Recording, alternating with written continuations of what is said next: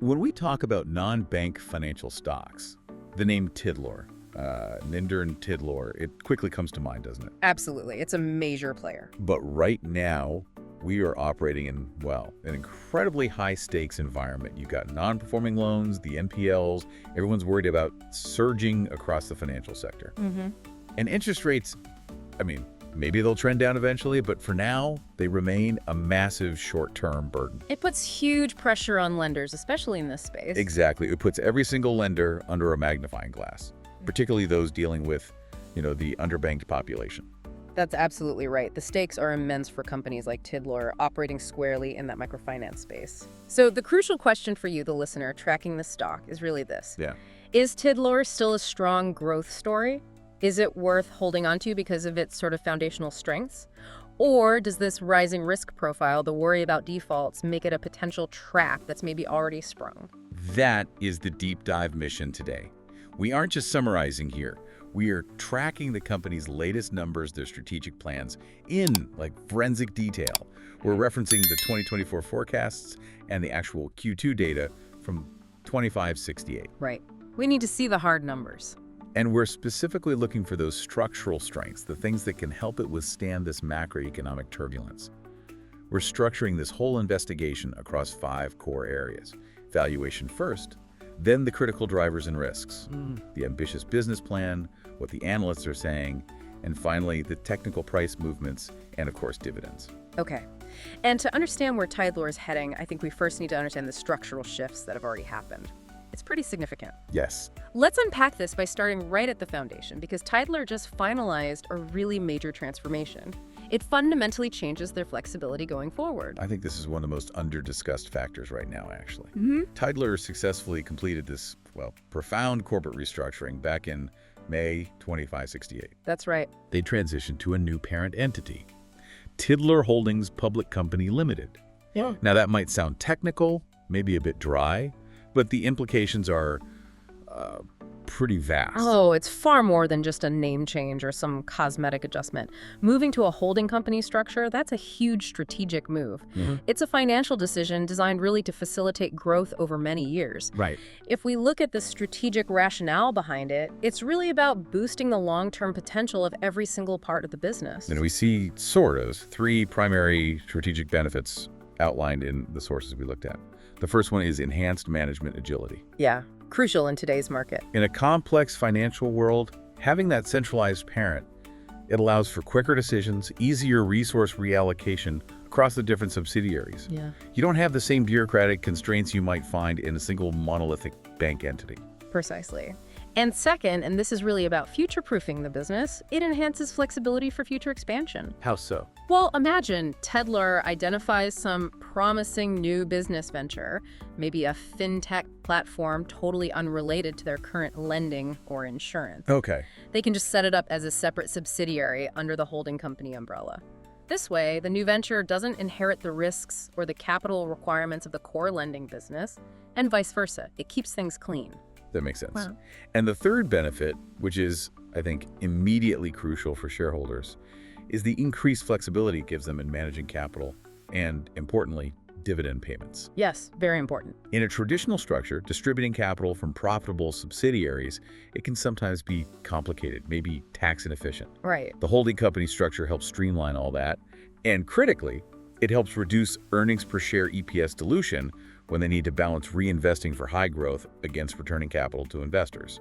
It essentially ring-fences the profits and the liabilities of each unit. Exactly. And the structural resilience, it's built around 2 distinct but actually highly synergistic core revenue streams. This kind of dual-engine approach is what really sets Tidlor apart from many pure-play microlenders who just rely on interest income. Okay, let's break down those 2 engines. Engine 1's the flagship business, right?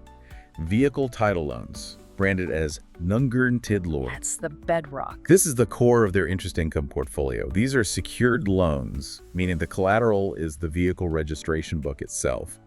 And it covers a wide range of assets, motorcycles, which are common for microloans, but also cars, pickup trucks, even heavy commercial trucks. Yeah, a broad spectrum. And while that secured lending market is definitely competitive, Tidlor's key innovation here, the thing that gives them a massive edge in customer retention and utility, is the Tidlor card. Yes, the card. This isn't just some gimmick, it's a cash card, and it's linked directly to the customer's pre-approved credit line. Think of it like a revolving credit line, but secured by their vehicle. And the benefit for the customer, especially in the underbanked space, it's genuinely revolutionary, isn't it? It really is. They get instant ATM withdrawal access when they need cash immediately, Yeah. which, let's face it, is often the reality for their target market. But here's the game changer, the really clever part. They only pay interest on the money they actually withdraw and use. Exactly. It stops forcing a customer into taking out a fixed, high-interest, lump sum loan when maybe they only need a small amount for a temporary emergency. Right. It's financial flexibility and responsibility kind of wrapped into one product. Very smart. Very smart. Now, engine number 2. This is the high-growth stabilizer. The insurance brokerage segment, Tidlor. Okay.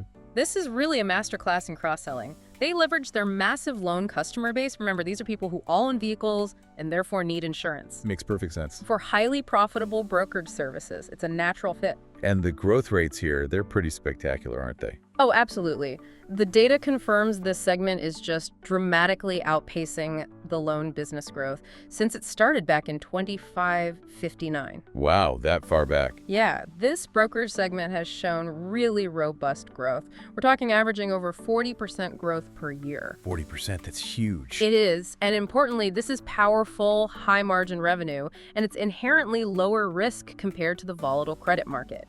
It acts almost like a counter-cyclical hedge against their lending risk. A nice balance. A very nice balance. And that structural agility, it doesn't stop at just the holding company transition either. The sources we looked at indicate the company is already planning the next step. Oh, what's that? The formal separation of the InsurTech platform business. This includes their wholesale platform, Irrigator, and the consumer digital platform, HeyGoody.com, separating that from the main lending operation. Interesting. Why do that? The goal seems laser-focused. Increase strategic focus and operational flexibility, specifically for that high-growth InsurTech segment. I mean, think about it, the specialized management talent you need for tech platforms versus traditional banking, they're quite different. True. By separating it, they create this dedicated, technology-driven entity. It should be easier to manage, easier to secure future high-profile partnerships with, and crucially, I think, easier for institutional investors to value separately. Unlocking shareholder value. Potentially, yes. It could unlock significant unrealized value down the road if the market values that tech piece differently. #Tag3, valuation and financial efficiency analysis. Okay, so with that structural context established, let's dive deep into the financials.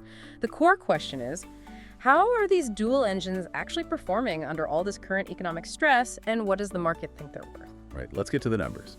We look first at the latest performance snapshot from Q2 2568. Well, despite all the headwinds we talked about, Q2 2568 was actually exceptional. The company achieved a new quarterly high in net profit, 1,304.4 million baht. A new high. That's impressive given the climate. It is. Year over year, that's a 19.5% increase. And even quarter over quarter, it's an 8.2% jump. Total revenue also remains strong, hitting 5,755.4 million baht. Okay, strong top and bottom line. But what's really telling about this quarter's results, I think, is the underlying management philosophy you can see in the loan figures. Go on. Well, total outstanding loans reached 105,905.5 million baht. But look at the year-over-year growth in the portfolio size. It was only 2.8%. Only 2.8% seems quite low compared to the profit jump. Exactly. Now contrast that with the customer base growth. That accelerated to 9% year over year. Okay. So loan book growing slowly, but customer numbers growing much faster. What does that tell us? That disparity is highly intentional, I believe. It's a direct signal from management that they are aggressively prioritizing quality over just sheer portfolio size growth right now. Makes sense in this environment. They're either bringing in more smaller, likely less risky customers, or they're being extremely selective about who gets the larger loans. Slower loan growth paired with rapid customer base expansion, it suggests effective prudence and de-risking. Smart move. Okay, let's look at the key valuation metrics then. We're using the InnovestX forecasts for the near future, 2024 and 2025. This is where we try to quantify that embedded growth potential. Right. Let's start with earnings per share, EPS. The EPS projections seem to confirm management's optimistic outlook despite the caution on loan growth. EPS is projected to increase from 1.51 BET in 2024. That represents 11.74% growth. Very healthy. And then accelerating further to 1.73 BET in 2025F. That's a projected 14.84% growth rate for 2025. That accelerating earnings growth, that's a powerful indicator, isn't it? It really is. And now we get to the valuation multiples, which frankly are surprisingly attractive given that projected earnings acceleration. Let's look at the price to earnings ratio, PE. Okay, what's the forecast? Forecasted at 9.16 times for 2024F. But critically, this drops significantly to a very compelling 7.97 times for 2025F. Wow, a PE dropping below 8x. For a company forecasting nearly 15% EPS growth next year, especially in the financial inclusion sector, which usually carries a bit of a scarcity premium. That seems highly unusual. It is unusual. If you look at traditional commercial banks, they often trade at PE multiples of, 10x to 12x? Right, despite much slower projected growth. Exactly. So why is the market discounting Tidlor so heavily? I think it clearly reflects that credit risk overhang we mentioned. We'll dig into that next. But just looking at the underlying numbers, it does look potentially undervalued. Okay. What about price to book value, PBV? Same trend. Pretty much the same story. It's forecasted at 1.25 times for 2024F, falling again to 1.11 times for 2025F. Again, quite attractive multiples. Yeah. It does signal that the market might be overly focused on the near-term risk, perhaps overlooking the future earnings power if, and it's a big if, management can successfully contain those asset quality challenges. That's the key question. Now let's pivot to capital efficiency. We use return on equity, ROE, for this. High growth doesn't mean much if they aren't using shareholder capital efficiently. True. So what's the ROE picture look like? The forecast shows ROE remaining remarkably stable, actually, hovering around 14.52% for 2024F and ticking up slightly to 14.77% for 2025F. Stability is good, but is 14.5% ROE considered strong? Well, it's certainly a healthy return on capital, but you need context here. It is moderated compared to Tidlor's peak historical performance in boom times. Right. But that moderation is frankly necessary right now. It reflects the higher cost of provisioning, setting money aside for potential loan losses, which they simply have to do in this high-risk economic climate. So maintaining that level of return while absorbing higher credit costs is actually a sign of fundamental strength, not weakness. I'd argue yes, it shows resilience, and if the credit cycle eventually turns positive, that ROE has significant room to expand upwards again. Okay, makes sense.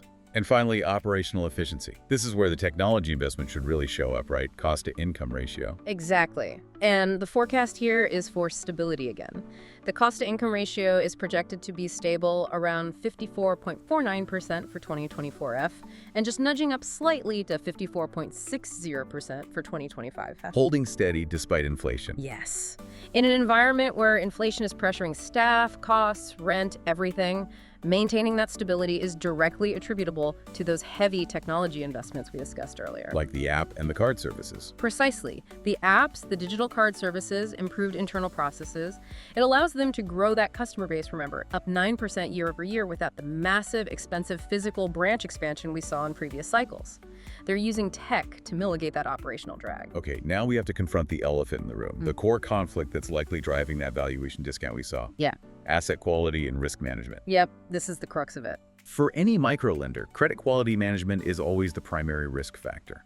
And right now, the whole industry seems to be struggling across the board. That is the essential hurdle they need to clear. But what's genuinely interesting, I think, is how Tidlor is managing to control their non-performing loans, their NPLs, compared to the broader industry. How are they doing? Well, in Q2 2568, their NPL ratio stood at 1.78%.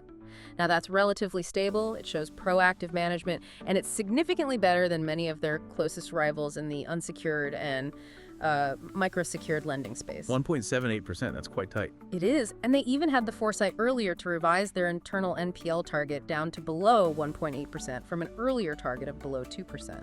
That shows confidence in their stricter underwriting standards kicking in. But what about the future? Does the NPL outlook stay that rosy?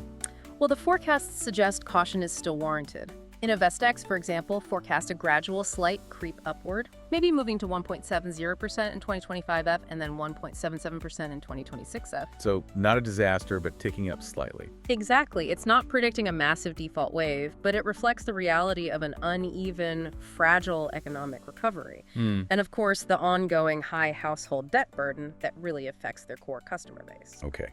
And this brings us to the really critical metric that hits the bottom line, the associated expense known as credit cost. Yes. This is the number that measures how much Tidlor must set aside in reserves and provisions for potential future loan losses. This is what eats into profits and suppresses that ROE we talked about. So if the NPL ratio is holding relatively steady around 1.78%, why are analysts still predicting such high provision expenses, such a high credit cost? InvestX forecasts credit cost to be 3.60% in 2024F and still high at 3.55% in 2025. Right. That's materially higher than the company's own previous internal adjusted target range, which was, 3.00% to 3.35%. Correct. What explains that divergence? Why are analysts more pessimistic than the company's target? This is the reconciliation that, you as a listener need to understand. The difference highlights the analysts and likely the company's own internal ultra-conservative approach right now. Meaning, they are provisioning not just for the current NPLs they see today, but they're anticipating future potential risk factors. Things like the potential impact if high interest rates persist longer than expected, how that affects borrower capacity, or maybe the uneven performance of newer loan cohorts written under recent conditions. So they're building a buffer. Essentially, yes. The company is choosing to over-provision now, taking the hit to earnings today to try and stabilize future earnings volatility. You could call it an accounting headwind in the short term, but it acts as a strategic buffer for the future. Okay, building a buffer. Yeah. And speaking of buffers, this brings us to maybe the most powerful counterargument to any credit risk concern.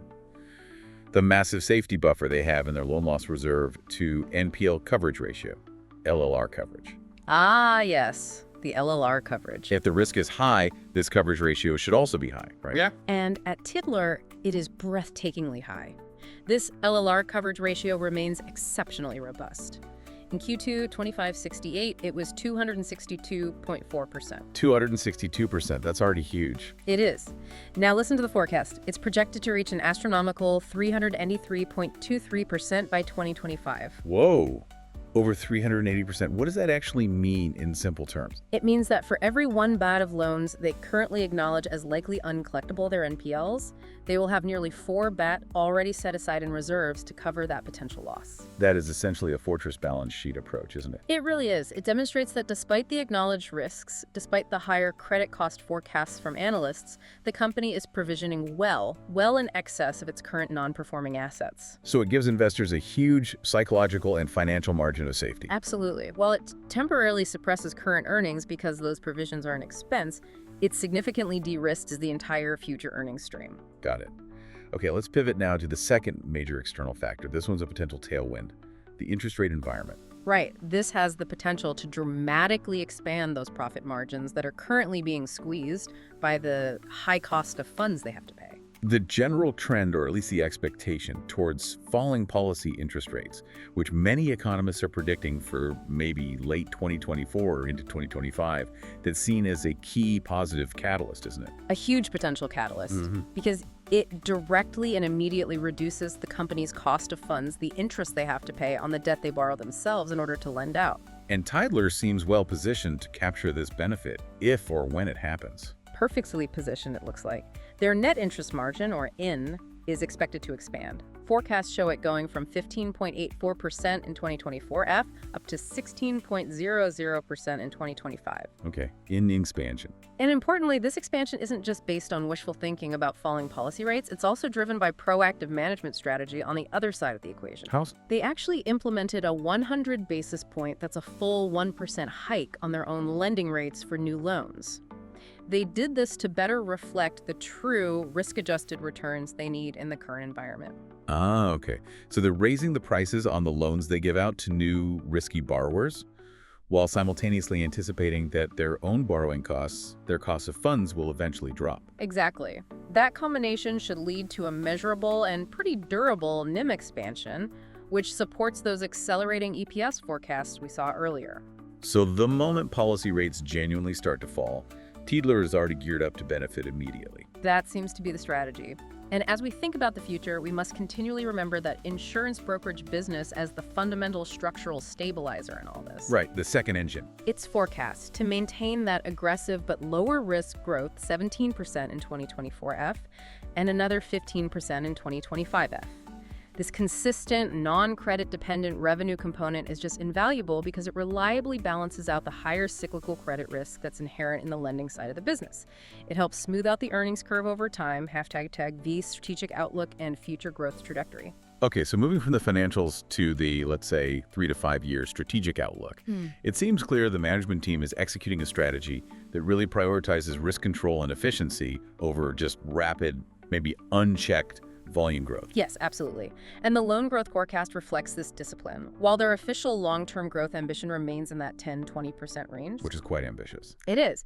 But InnovSX, for instance, is wisely using a more cautious 12% for both their 2024F and 2025F projection. Okay, 12%. And this tempered expectation, I think it reflects that prudent, quality-focused lending policy we discussed, which is frankly the absolutely necessary response to the current economic fragility and those persistently high household debt levels in Thailand. Makes sense. And technology and efficiency, they remain paramount to sustaining that, 14.7% ROE forecast. Crucial. We've talked about the Tidlor card already, but the continued reliance on digital tools like that transfer money to account via app feature they highlighted, it's really transforming the customer relationship and critically reducing long-term operational costs quite dramatically. How does that reduce costs so much? Well, that technology investment isn't just about cutting existing costs, it's really about scalability. It mitigates the need for constant, expensive physical branch build-outs. Fewer branches needed. Potentially, yes. They can serve a wider geographic customer base with fewer physical assets. That's a massive competitive advantage when you're trying to scale operations without incurring severe operational drag from fixed costs like rent and staff. Okay. Now here is where their stated mission of financial inclusion seems to become a very savvy business strategy as well. The Balance Transfer Program.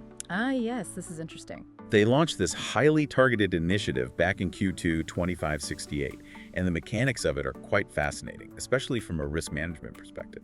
I agree. I think this is a genius move, both for customer retention and for de-risking their own portfolio. The program specifically targets existing, high-quality customers. So customers they already know have a good payment track record. Exactly. Customers with proven payment history, but who are currently burdened by multiple high-interest debts held externally. Think of things like high-rate credit cards, expensive personal loans, maybe store financing debt. Okay, so people juggling multiple payments. Right. Tidlor steps in and offers to consolidate these disparate, high-cost external debts into a single, lower-interest vehicle title loan with them. It uses the collateral they already know and trusts the customer's vehicle to effectively give their best customers a financial lifeline. And the impact on the customer must be pretty profound, getting out from under all those high rates. Huge impact. And this is why they build loyalty. The data showed that participants in this program were able to slash their heavy monthly debt burden by over half, on average. Over half. Yeah. We saw figures showing that, on average, customers cleared debts at 3 separate institutions, sometimes up to 9 institutions, by consolidating with Tidlor. It essentially cleans up the customer's personal balance sheet almost immediately. Okay, great for the customer. But from Tidlor's business perspective, why is this such a great strategy for them? Well, think about it. First, you are actively improving the financial health of your most trusted existing customers. By doing that, you're inherently reducing their risk of defaulting on the loans they already have with you or any new loans you give them. Makes sense. Lower risk profile for your best clients. Exactly. And second, you are effectively acquiring high-quality loan volume by transferring that existing debt away from other financial institutions onto your own books. It's essentially a low-risk customer acquisition and growth strategy focusing on quality. Well, win-win. Low risk, high loyalty growth. Precisely. And this strategy aligns perfectly with their stated long-term goal, positioning Tidlor as the leading financial inclusion service provider. By emphasizing fair, transparent services and actively promoting financial literacy through programs like this Balance Transfer Initiative, they build a brand moat. It differentiates them from potentially more predatory lenders in the market. This mission drives both customer loyalty and, importantly, superior risk selection over time. #CA, analyst consensus, and technical view. Okay, so we've detailed the fundamentals, the structure, the risks, the strategy. Let's look at how the market, specifically the analysts, are responding.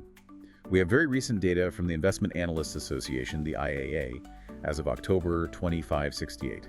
The consensus seems overwhelmingly positive, doesn't it, despite all the macroeconomic gloom we've been discussing? Overwhelmingly bullish might be an understatement, actually. Across the 16 brokers they surveyed, the recommendation breakdown is pretty stark. 12 analysts rated a buy, 4 rated a hold. And importantly, Crucially, 0 analysts rated a sell. 0 sells. That signals strong, broad-based fundamental confidence in the company's ability to navigate this tricky climate, wouldn't you say? It certainly suggests that. And the analyst target price range reflects that optimism, too. It runs from a conservative low of 19.00 BAT Okay. through an average target price of 21.0 BAT and up to a high target of 23.000. So even the average target suggests significant upside potential from where the stock has been trading recently. Quite significant, yes. However, we do need to balance that broad consensus view with the specific, highly detailed view from one particular house, InnovestX, which really incorporates those recent risk assessments we talked about. Okay, what's their specific take? Well, as of their August 2024 report, they maintain their overall outperform rating. That means they still believe Tidlor will outperform the broader market index. So still positive overall. Still positive overall, but they took the significant step of lowering their target price quite substantially. Lowered it. From what to what? They cut their target from a previous high of 25 BAT all the way down to 17.000 BAT. Wow, from 25 down to 17. That's a massive adjustment, even while keeping an outperform rating. That needs careful interpretation. Why the aggressive cut?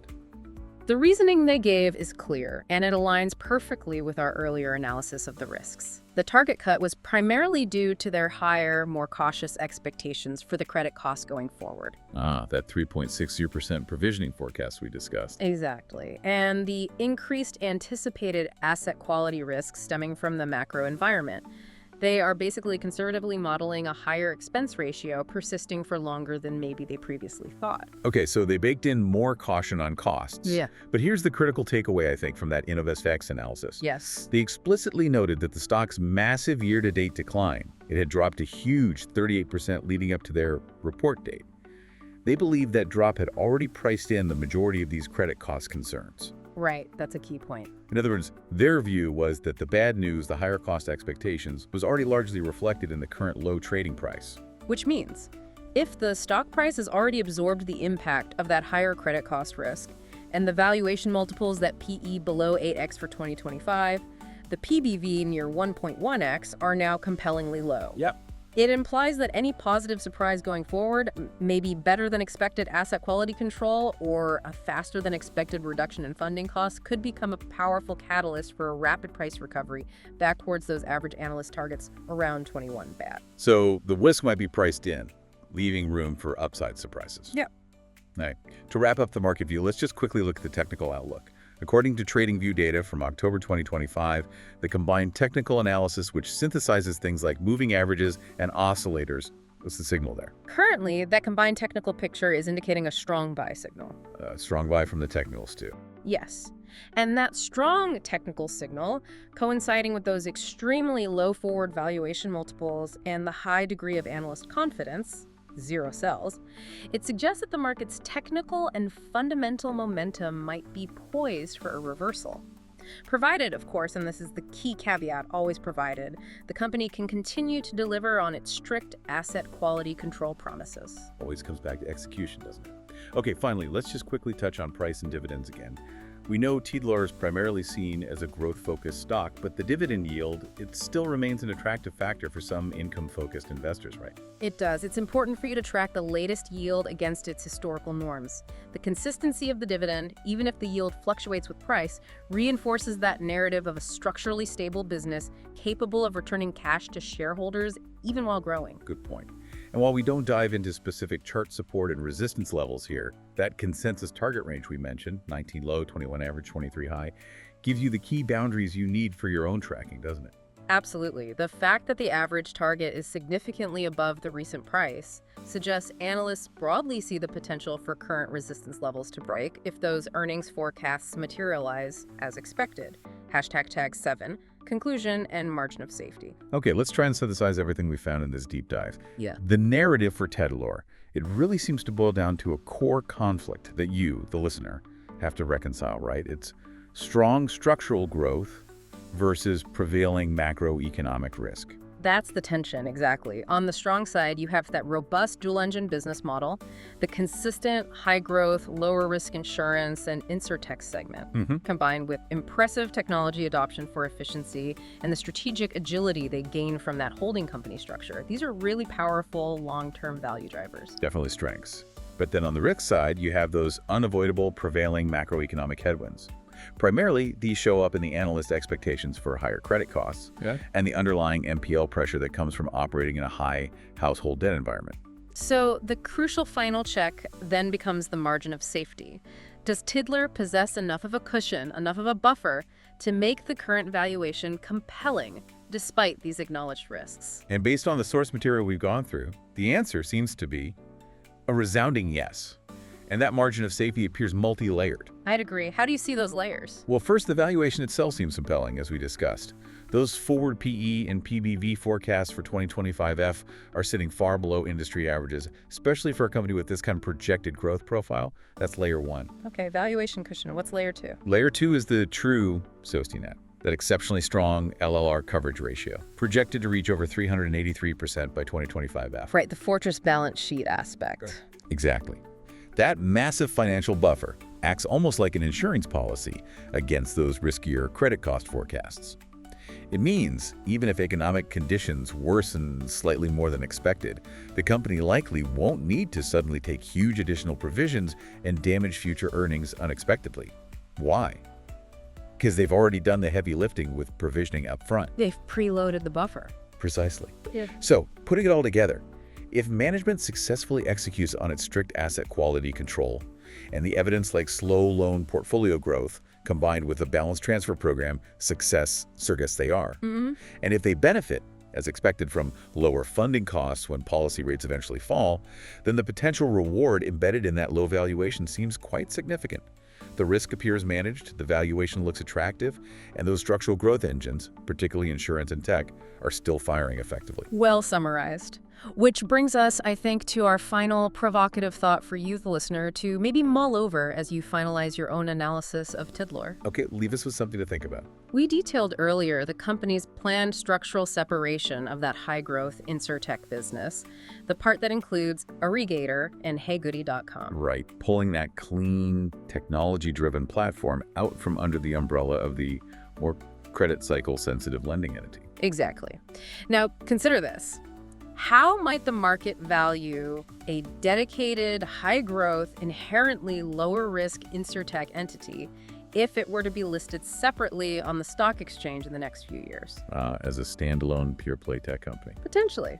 That clean separation could unlock a whole new level of shareholder value. It might attract tech-focused valuation multiples that are currently constrained or diluted because it's bundled within a financial industry stock rating. That potential future value unlock. It's likely not fully factored into even the most bullish analyst target prices today. Something to keep an eye on for the longer term. #8 outro. Okay, so we have tracked the structural changes, looked at that phenomenal Q2 2568 performance, really tried to reconcile that critical risk conflict between the high credit cost forecasts and that massive LLR safety buffer, and laid out what looked like pretty compelling valuation multiples. We certainly hope this deep dive into the fundamentals, everything from the dual-engine business model and the Tidlor card, right through to the analyst consensus and the technical outlook, provides you with the detailed context you need for your own investment decisions regarding Tidlor. The data really seems to show a company prioritizing quality and efficiency, trying hard to navigate the external pressures. We really appreciate you joining us for this extensive analysis today. If you have any questions, or if there's another specific stock you'd like us to track in this kind of detail, please do let us know. Yes, we'd love to hear from you. Finally, don't forget to like, share, and subscribe if you found this useful. It really helps support our team. Thank you for tuning in.